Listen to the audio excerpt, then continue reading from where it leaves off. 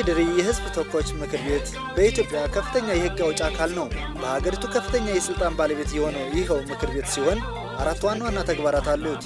እነዚህም ሕግ ማውጣት፣ በመንግስት አስፈጻሚ ተቋማት ላይ ክትትልና ቁጥጥር ማድረግ፣ የውክልና ስራና የፓርላማ ዲፕሎማሲ ናቸው። በኢትዮጵያ ፌዴራላዊ ዲሞክራሲያዊ ሪፐብሊክ ሕገ መንግስት አንቀጽ 54 ንዑስ አንቀጽ 1 እንደተቀመጠው ደግሞ የሕዝብ ተወካዮች ምክር ቤት አባላት ሁሉ አቀፍ፣ ነፃ፣ ቀጥተኛ፣ ትክክለኛ በሆነና ድምፅ በሚስጥር በሚሰጥበት ስርዓት በየ5 ዓመቱ በህዝብ ይመረጣሉ። አባላት በህዝብ ተመርጠው የምክር ቤት ወንበር ወይም የእንደራሴነት ስልጣን ከያዙ በኋላ የመላው የኢትዮጵያ ህዝብ ተወካዮች ናቸው። ተገዥነታቸውም ለህገ መንግስቱ፣ ለህዝቡና ለህሊናቸው እንደሆነ በህገ መንግስቱ በግልጽ ተቀምጧል። የህዝብ ተወካዮች ምክር ቤት በሀገሪቱ መንግስታዊ ሪፎርም ከተደረገ ጀምሮ ባለፉት 5 ዓመታት ውስጥ ለህዝብ ለውጥ፣ ለሀገር እድገትና ብልጽግና የሚጠቅሙ ታላላቅ ሀገራዊ ውሳኔዎችን ሲያሳርፍ መቆየቱም ይታወሳል። 6ኛው ዙር የኢፌዴሪ ህዝብ ተወካዮች ምክር ቤት አባላት ባለፉት 5 ዓመታት ውስጥ በምክር ቤት ቆይታቸው ለወከሉት ህዝብና ለመላ ሀገሪቱ ያበረከቷቸውን ጉልህ ተግባራት በዚህ መልክ ያብራራሉ። የሚሊዮኖች ድምፅ የህዝብ ስልጣን ማማ፣ የሚሊዮኖች ድምፅ የህዝብ ስልጣን ማማ፣ ሕግ አውጪ ተቋም የኢትዮጵያ ማማ፣ የህዝብ ተወካዮች ምክር ቤት ፓርላማ። የኢትዮጵያን ህዝብ ገጽታ፣ የኢትዮጵያን ህዝብ አጠቃላይ ሁኔታ ለማወቅ በመቻሌ እድለኛ ነኝ። ምክንያቱም ከዚህ በፊት ለብዙ ዓመታት በተለያዩ ሙያዎች ከሰራኋቸው ስራዎች የበለጠ ኢትዮጵያ ምን እንደምትመስል በደንብ ለማየት ችያለሁ። ኢትዮጵያዊነትን ለመገንዘብ ለኢትዮጵያ ህዝብ ደግሞ ከተለያዩ ማዕዘኖች ሊጠቅሙ የሚችሉትን ውሳኔዎች በማሳለፍ ሂደት ተሳትፌያለሁ፣ ድጋፍ ሰጥቻለሁ። በውጭ ግንኙነት በተለይ እኔ በሚሳተፍበት ቋሚ ኮሚቴ ውስጥ የሚቻለውን ያህል አስተዋጽኦ አድርጌያለሁ። የኢትዮጵያን ገጽታ ለመገንባት የሚያስችሉ ነገሮችን፣ የኢትዮጵያ ጠቀሜታ ሊያስገኙ የሚችሉ ነገሮችን በተቻለ መጠን ለማሳካት የሚቻልበትን ሁኔታ የበኩሌን ጥረት አድርጌያለሁ። በ5 ዓመቱ የምክር ቤት ቆይታችን እንደሚታወቀው ለምክር ቤቱ በአዋጅ ከተሰጡ ስልጣኖች አኳያ ሕግ ማውጣት፣ አስፈጻሚውን መከታተልና መቆጣጠር፣ የህዝብ ውክልና ስራና የፓርላማ ዲፕሎማሲ ነው። ሕግ ማውጣትን በተመለከተ አገሪቱ ሪፎርም ላይ እንደመሆኗ መጠን ያንን ሪፎርም የሚያሳልጡ ሕጎች ወጥተዋል። በተለይም ደግሞ በተለያዩ ዘርፎች የሀገሪቱን የኢኮኖሚ የማህበራዊና የፖለቲካዊ ሁኔታዎች የሚወስኑ፣ በተለይም ደግሞ የሀገሪቱን ኢኮኖሚ የሚያነቃቁ፣ የሀገሪቱን ኢኮኖሚ ለውጭ ባለሀብቶች ክፍት የሚያደርጉ፣ የዲጂታል ኢኮኖሚን የሚያስፋፉ፣ የግብርና ስራዎችን፣ የትምህርት ስራዎችን ወደ ላቀ ደረጃ የሚያደርሱ ሕጎች እየወጡ ነው የቆዩት በ5 ዓመት ውስጥ። እንዲሁም በፓርላማ ዲፕሎማሲ እና በክትትልና ቁጥጥር ተግባራት፣ በተለይም በክትትልና ቁጥጥር ተግባራት አስፈጻሚ አካላትን እቅዶችና አፈጻጸሞችን በመከታተልና በመገምገም የተለያዩ ስራዎች ሲሰሩ ቆይተዋል በ5 ዓመት ውስጥ። እንዲሁም በሕጉ መሰረት በዓመት 2 ጊዜ ከመረጠው ህዝብ ወይም ከወከለው ህዝብ ጋር ግንኙነቶችን በማድረግ ህዝቡ የሚያነሳቸውን ጥያቄዎች ለአስፈጻሚ አካላት በዝርዝር በማቅረብ ስራዎች ሲሰሩ ነው የቆዩት። እንዲሁም ሀገራችን ከጎረቤት ሀገሮችና ከሌሎች ወዳጅ ሀገሮች ጋር ያላትን የዲፕሎማሲ ግንኙነት የሚያሻሽሉ የፓርላሜንታዊ ዲፕሎማሲ ስራዎች ሲሰሩ ቆይተዋል ማለት ነው። በ5 ዓመት ውስጥ የነበረን ቆይታ ያው የምክር ቤቱ ዋና ስራዎቹን 4ቱ ዋና ስራዎቹን እንተገብር ቆይተናል። የሕግ ማውጣት ሂደቱን በጥሩ ሁኔታ በጣም ሰርተናል።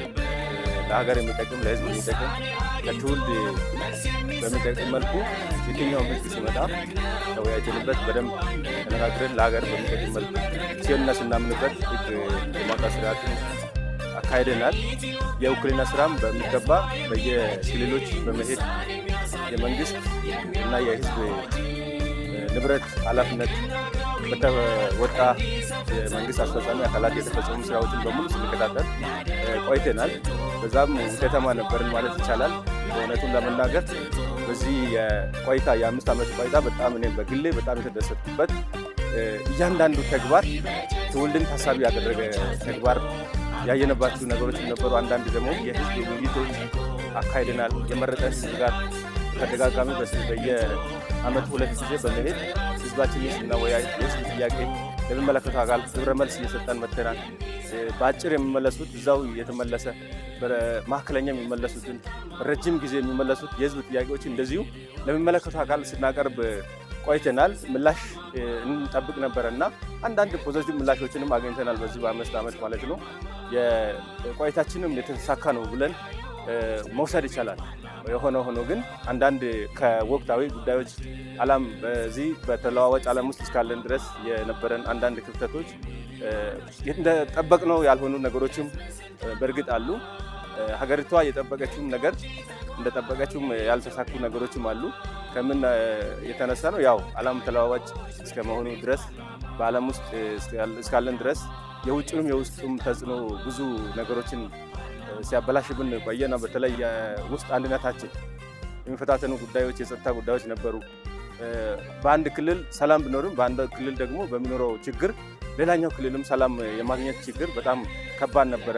የኑሮ ውድነት ህዝብ ያነሳል በተደጋጋሚ እና የዋጋ ንረቶችንም ያነሳ ነበርና ይሄ ችግሮችንም አሳልፈናል ማለት ነው። እንግዲህ በዚህ በ5 ዓመታት ብዙ ነገሮች የተማርኩበት፣ ብዙ ነገሮችን ያየሁበት፣ የተረዳሁበት፣ የተገነዘብኩበት ቁጭትም የፈጠረብኝ ዓመት ነበር። ምናልባት 2014 ላይ ስንመጣና ዛሬ ላይ 2018 ስናጠቃልለው ትላንት የመጣንበት መንገዶች ምን ነበሩ ብለን ወደኋላ ዞር ብለን ስና የዛ ጋር አልነበረን። ምናልባት ከአስፈጻሚው ወደ ህግ አውጪው ስትወጣ የሚያደነጋግሩ ነገሮች ይኖራሉ። ፓርላማ ግን ራሱን የቻለ ዩኒቨርሲቲ የገባውበት ያለው የሚመስለኝ ባለኝ አቅም ባለኝ ችሎታ በተመደብኩበት ቋሚ ኮሚቴ ውስጥ የድርሻዬን ተወጥቻለሁ። የውክልና ስራውን ቢሆን በዛው ልክ ሄጃለሁ። እንግዲህ የአቅም ጉዳይ ካልሆነ በስተቀር የሚጸጸትበት ያለ አይመስለኝም። ምክር ቤት ቆይታችን ከመጀመሪያው ጀምሮ አዲስ መንግስት የለውጥ መንግስት እንደሆነ ብዙ እንትኖች ነበሩ። እሱን አልፈን መንግስት መስርተን በ6ኛው ዙር ልዩ ቆይታ ነበረን ማለት ይቻላል። በምክር ቤቱ የተሰጡን ህግ የማውጣት የክትትልና ቁጥጥር፣ የውክልና ስራ እና የፓርላማ ዲፕሎማሲ የሚባሉ ስራዎችን በፊት ከነበሩት እንደራሴዎች፣ የምክር ቤት አባላት ወይ ደግሞ ምክር ቤቶች በተለየ ሁኔታ ህዝብ ውስጥ ጠልቀን ስንሰራ ነበር። እኔ አሁን እንደ ምሳሌ በምርጫ በውክልና ምርጫ ክልሌ ወደ 8 ጊዜ የህዝብ ማወያየት ችያለሁ። ወደ 9 ጊዜ ደግሞ የህዝብ ጥያቄን ይዤ ለሚመለከታቸው በየጊዜው ምክር ቤቱ በመንግስት ተጠሪ በኩል ተልኮላቸው መልስ እንዲያገኙ ተሰርቻለሁ ማለት ይቻላል። ክትትልና ቁጥጥር ስራን በተመለከተ እኔ የመንግስት ልማት ድርጅት ጉዳዮች ቋሚ ኮሚቴ አባል ነኝ። የመንግስት ልማት ወደ 41 ተቋማት አሉ። የ41ዱንም ተቋማት ሪፖርታቸውን በየኳርተሩ በየ3 ወሩ እየገመገምን በየ6 ወሩ እየገመገምን በየ9 ወሩ እየገመገምን ግብረ መልስ እንሰጥ ነበር። የከተማና የከተማ ውጭ መስኮች ነበሩ። በተለይ የመንግስት ልማት ድርጅቶች እንግዲህ በጣም ትላልቅ ናቸው እንደሚታወቀው። እነዛን ትላልቅ ተቋማት በቂ ስልጠና ወስደን ተቋማቱን አውቀን ገምግመን ስንመራና ግብረ መልስ እንሰጥ ነበር ማለት ይቻላል። በዛም ለውጦች መጥተዋል ማለት ይቻላል። በተለይ መንግስት ልማት ድርጅቶች ከለውጡ በፊት ብዙ ችግር ውስጥ ነበሩ፣ ክሳራ ውስጥ ነበሩ። አሁን ወደ ትርፍ ተመልሰዋል። በዛ ድርሻ እኛ አንዳንድ የተቆጣጣሪ አካል እንደ ምክር ቤት አንድ አሻራችንን አምረናል ብዬ እላለሁኝ። ሌላው የዲፕሎማሲ ስራን በተመለከተ እኔ የምስራቅ አፍሪካና የኢጋድ የፓርላማ ዲፕሎማሲ ቡድን ውስጥ ነበር በ6ኛ ዙር ሳገለግል የነበረው። እነሱም ከኤምባሲዎች ጋር የምስራቅ አፍሪካ ሀገራት ኤምባሲ ከጅቡቲ፣ ከኬንያ፣ ከሶማሌ ኤምባሲዎች ጋር እየተገናኘን የኢትዮጵያን የፓርላማ ስራዎችን እንመካከር ነበር። ሌላው ህግ የመውጣት ነው። ዋናው እንግዲህ በጣም ብዙ አዋጆች፣ ጠቃሚ አዋጆች ለሀገራችን ለለውጡ ከዘመኑ ጋር የሚሄዱ እንደሚታወቀው ግብርናን በተመለከተ፣ ኢኮኖሚን በተመለከተ፣ ሪፎርሙን በተመለከተ እንግዲህ በጣም ብዙ አዋጆችን በጥልቀት መርምረን አውጥተናል። በአጠቃላይ 6ኛ ዙር የምክር ቤት ስራ በጣም ብዙ ምሁራኖች፣ አዋቂዎች የገቡበት ለሀገራችንም ለውጡን ለማሻገር መስዋዕት የከፈልን አባላቶች መሆናችንን እርግጠኛውን መናገር ይችላለሁ። በቆይታችን ደግሞ ከምንም በላይ ለህሊናችን ንጹህ ሆነ የምንችለውን እውቀት ለሀገራችን እንድናበረክት ምክር ቤቱ አድርገውልናል ማለት ይቻላል። ኦፕን ነበር፣ ላይፍ ነበር፣ ሚዲያም ነበር። መጨረሻ ላይ ደግሞ ከኢቢሲ አንድ ቻናል ወጥቶ ነበር። የምንሰራቸውን ስራዎች ለህዝብ ተደራሽ ከማድረግ አንጻር ምክር ቤቱም ጥሩ ስራ ሰርቷል ብዬ አምናለሁ። ይሄ 5 ዓመት ቆይታ በኔ አመለካከትና በኔ እምነት ታሪካዊ ቆይታ ነው። ለብዙ ዓመት ህዝባችን እየጠየቀ የነበረው ህጎች ሁሉ የተሻሻሉበት የተቀየሩበት አሜን ተደረጉበት ሁኔታ አለ።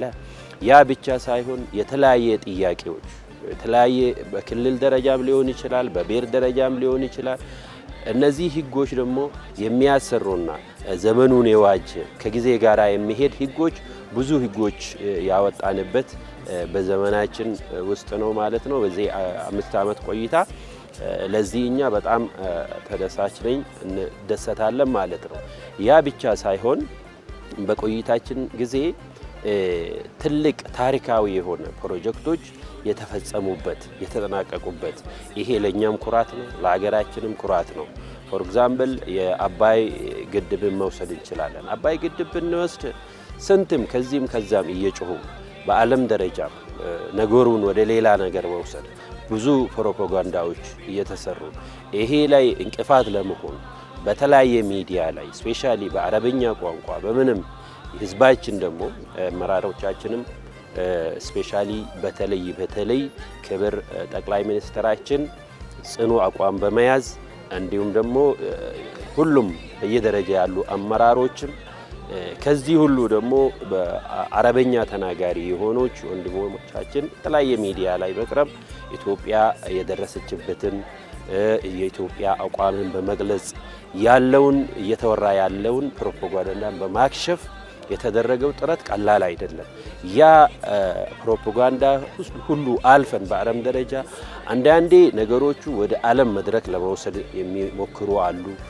ኢትዮጵያን ስም ለማብሸት የህዳሴ ግድብን ኳሊቲን አስመልክቶ ያልተደረገ ነገር የለም። ግን በመጀመሪያ ላይ ፈጣሪ ይመስገን፣ በመቀጠል ደግሞ የህዝባችን የአመራሮቻችን ትግል የህዳሴ ግድብ ተጠናቆ ለመርቃት በቅቶ ዓለም በሚያይበት በዛ ደስታ በእኛ ዘመን ማለፉ ለእኛ ትልቅ ኩራት ነው። ያ ብቻ አይደለም። በአገር ደረጃ ላይ ሶማሌ አካባቢ የጋዝ ፕሮጀክት መጀመሩ ያ ብቻ አይደለም። የማዳበሪያ ፋብሪካን አስመልክቶ የህዝባችንን ችግር ከመሰረቱ ይፈታል ተብሎ የሚገመት ግዙፍ ፕሮጀክቶች በእኛ ጊዜ ውስጥ በእኛ ቆይታ ውስጥ መጀመሩና አብዛኛዎቹ ደግሞ መጠናቀቁ በጣም እኛ በዚህ እንኮራለን ማለት ነው። ሚሊዮኖች ድምፅ የህዝብ ስልጣን ማማ የሚሊዮኖች ድምፅ 7ኛው ዙር የኢፌዴሪ ህዝብ ተወካዮች ምክር ቤት የተጀመረውን ሪፎርም ይበልጥ በማስቀጠል የኢትዮጵያን እድገትና ብልጽግና ወደ ላቀ ደረጃ ለማድረስ በሚደረገው ርብርብ የበኩሉን አስተዋጽኦ የማበረከት ትልቅ ኃላፊነት እንዳለበትም የምክር ቤት አባላት ገልጸዋል። የኢትዮጵያ ህዝብ በፖለቲካ፣ በኢኮኖሚ፣ በሪፎርሙ የተደረሰበትን ደረጃ በደንብ ተገንዝበናል። አሁን ይህንን ደረጃ ወደ ላቀ ማድረስ ነው። ኢትዮጵያን በኢኮኖሚ ወደ ላቀ ደረጃ ማድረስ፣ ኢትዮጵያን በፖለቲካ በዲሞክራታይዜሽን ከፍ ማድረግ፣ ኢትዮጵያን በውጭ ግንኙነትን ከፍታ መስጠት ነው የሚጠበቅበት። ብዙ ስራዎች ይጠበቁበታል ማለት ነው። እንደ አንድ ዜጋ በዚህ ሀገር ላይ የአጠቃላይ ሂደቱ ሲታይ ህዝብ ይማረራል። በመልካም አስተዳደር ጥያቄ የህዝብ የሚጠይቃቸው ጥያቄዎችን በአግባቡ ለመመለስ የአገልግሎት ጥራት ችግሮች ህዝብ ያነሳሉ። ይሄ በልዩነት መታየት አለበት ከምለው አንዱ ይሄ ነው። ከውክልና አኳያ የህዝብን ድምፅ የመሆን እና እንደ ድምፅ እንደ ራሴ ብሎ እስከሰጠን እና እኛም እንደ አንድ ዜጋ ደግሞ ባለን በውስጣችን በሚታየን ነገር ካየናቸው ነገሮች ትልቁና መፈታት አለበት ብዬ ማምነው እና ቀጣይም መንግስት ትኩረት አድርጎ መስራት አለበት፣ አስፈጻሚ አካል በደንብ መስራት አለበት የምለው ይሄ የመልካም አስተዳደር በየቢሮ የሰርባንት የአገልግሎት አሰጣጥ ችግር ያሉ ችግሮች ይነሳሉ፣ እዚህም እዚያም ይነሳሉ እና ይህም መፈታት አለበት ብዬ በልዩነት መሰራት አለበት ብዬ አምናለሁ። ከ7ኛው ምክር ቤት እንግዲህ የምንጠበቅበት ለፓርላማ የተወሰኑ የተሰጡ ስልጣንና ተግባራት አሉ። ከዛ ውጭ መውጣት አልችልም። ህግ ማውጣት፣ ክትትልና ቁጥጥር፣ የዲፕሎማሲ ስራና የውክልና ስራ እነኚህም በአግባቡ መወጣት ነው። የተሰጠንን ስልጣን በአግባቡ መወጣት ነው። የህዝብ ጥያቄ ለሚመለከተው አካል ማቅረብ ነው። የተጠያቂነትና ህግ እንዲኖር ማድረግ ነው። ከዛ በዘለለ ግን እኔ በቀጣዩ ምናልባት እንግዲህ ዓለም ተለዋዋጭ ነው። የጸና አቋም ሊኖራቸው ይገባል። ለሀገር፣ ለህዝብ፣ ለህገ መንግስቱና ለሚናቸው ተገዢና አቋም ያለው ፓርላማ እንደሚሆንም ጥርጥር የለኝም። ላመኑበትና ለተመረጠው ህዝብ ግልጽ መሆን አለባቸው። የተጀመረው ስራ ቀላል አይባልም እና ከዚህ የበለጠ ደግሞ ወደ በኋላ የሚመጡ ፓርላማዎች ህግ በማውጣት ዙሪያም ክትትል በሚያደርጉበትም የህዝብ ውክልና ጊዜም ከዚህ የበለጠ የህዝባችንን ችግር ቀረብ ብሎ በማየት በሚሰማ ከዚህ የበለጠ አብሮ ተቀናይቶ መስራት አለበትና አሁን እዚህ ላይ ደረስን። ከዚህ በኋላ ደግሞ ታሪክ የሆነ ትልቅ የሆነ ነገር ሰርተን ወይም ደግሞ ሰርታችሁ እንድትሄዱ አንድነት በጣም አስፈላጊ ነው ለማለት ነውና ስለዚህ እኛ ያለንበት ሀገር ትልቅ ሀገር ነው። ለኛ ብቻ ሳይሆን ለቀጠናም እንበቃለን ስንል በትልቅነታችን በሰፊነታችንም በአወር ፖፑሌሽንም ናቹራል ሪሶርስም ሁሉንም ተጨማምሮ ለአፍሪካ የሚበቃ አገር ነው እንጂ ጠላት እንደሚወለው ወይ ይበተናል ወይ ይሄ ችግር እንደዛ አይደለም። ስለዚህ ከዚህ የበለጠ ራሳችንን ከፍ አድርገን ለሌላው አገር ለቀጠና ለዓለም ሞዴል መሆን ነው ያለብን። በሰባተኛው ዙር የህዝብ ተወካዮች ምክር ቤት የማይቀጥሉ የስድስተኛው ዙር የህዝብ ተወካዮች ምክር ቤት አባላት ባካበቷቸው ልምዶች በሚሰማሩባቸው የስራ ዘርፎች ከመንግስት ጎን ሆነው ሀገራቸውንና ህዝባቸውን በቁርጠኝነት ለማገልገል ዝግጁ መሆናቸውንም እንዲህ ያብራራሉ።